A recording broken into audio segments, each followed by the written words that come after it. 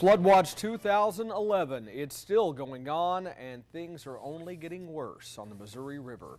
Good evening, everyone. I'm Mike Mickle. Welcome to INN News. Take a look at this. Neighborhoods, houses, and playgrounds almost completely underwater in Plattsmouth, Nebraska. Tonight, we show you the flooding from the river itself.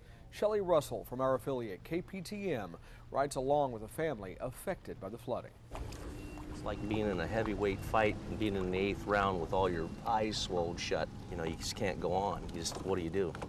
You throw up your hands and say you win. A fight against flooding, and this river is winning. It's daunting, I guess. You just don't know what to do. Roger Schmidt gave us a ride around his lakefront neighborhood. He's still boating across and living in this house. It was a real beautiful place out here and real relaxing. It's a shame that this happened. Schmidt's 2 sons and their families lived in these homes. We just had it landscaped this spring, so you can tell that's what it did look like. There was a circle driveway right up here. It's very discouraging to have everything you work for destroyed in a matter of weeks. You know, you work years to do this stuff. You work a lifetime. Discouraging, but not hopeless. But you know, we're going to survive. Because neighbors here are in the same boat, fighting this flood together. Shelley Russell reporting for INN News. Schmidt says he and his neighbors have been fighting the floodwaters for more than a month. He says he waits for the day when people take responsibility for destroying his family's neighborhood. As floodwaters remain in North Dakota, neighbors are getting a little help moving around town. The North Dakota Game and Fish Department and U.S. Fish and Wildlife are helping those in flooded neighborhoods by using airboats to help get around. Workers from other towns have come to Minot to help provide transportation to emergency workers who need to get into the flood zone. Submerged obstructions, that's my biggest worry right now. So now you worry about fences and things like that. Fences and street signs and mailboxes. I hit a mailbox today. I've never seen anything like this, actually.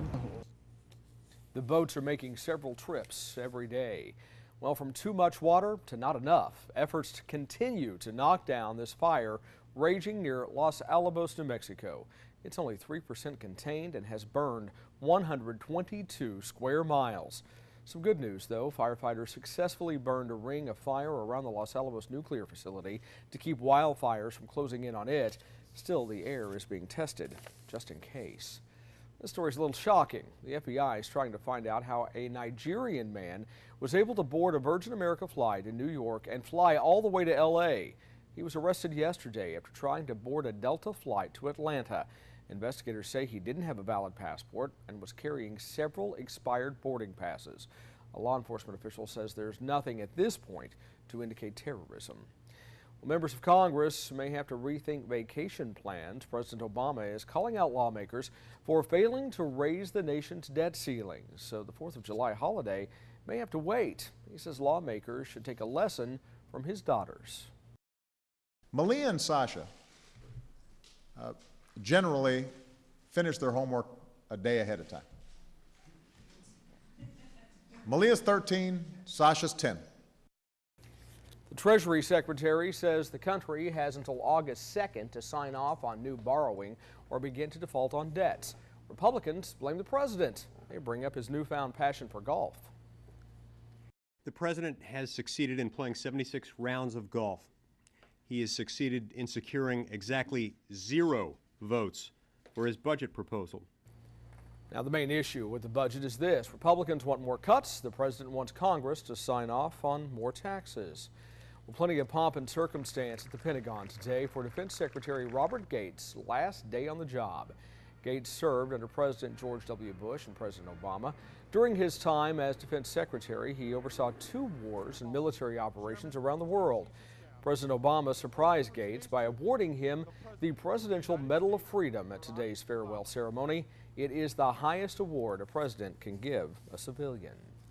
As we approach Independence Day, one Alabama manufacturing company is giving back to our troops. Christina Chambers from our affiliate WLTZ has more on the surprise headed to Fort Benning. Supporting U.S. troops is one initiative USA Kids Cup stands for. We support our troops and we want to support their families. So many of the families, the fathers or the mothers or both, are actually overseas at this time. And in honor of the 4th of July, USA Kids Cups is donating sippy cups to daycares at different military bases throughout the country, starting in its own backyard with Fort Benning. Cups are no leak, so I think the moms and the dads will appreciate them.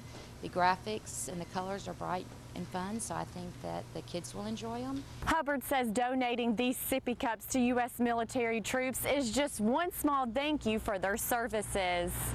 And I think that they just appreciate having people give back something to them and let them know that we are thinking about them.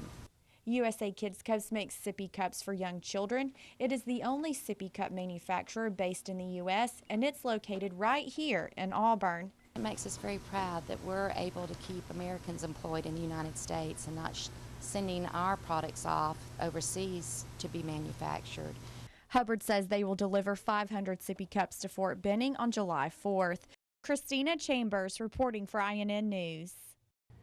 USA Kids Cups also donated sippy cups to the tornado relief in Tuscaloosa.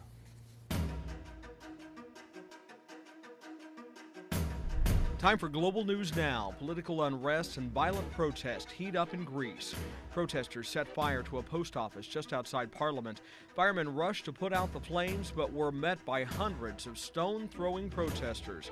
Public workers are outraged over the Greek government's new austerity measures, which include raising taxes on minimum wage earners. Final preparations are being made at the Royal Palace in Monaco for the marriage of Prince Albert II and his fiancée, Charlene Wittstock. The palace will be transformed for the occasion, welcoming hundreds of heads of state as well as members of international royalty. The wedding will be held over 2 days, beginning tomorrow. There will be a private religious ceremony, then a bigger ceremony with 3,500 guests. China has opened the world's longest sea-crossing bridge to general traffic. The bridge is more than 26 miles. That's almost 3 miles longer than the previous record holder, Louisiana's Lake Pontchartrain Causeway. The bridge was built in just over 4 years at a cost of more than $89 billion. The 6-lane road bridge is supported by more than 5,200 columns and is expected to carry more than 30,000 cars a day. And that's your Global News Now. Well, for many of you, it's almost payday, but is getting that check causing people to check out and getting paid more on the job? It doesn't have everything to do with your performance. These stories and more coming up next on INN.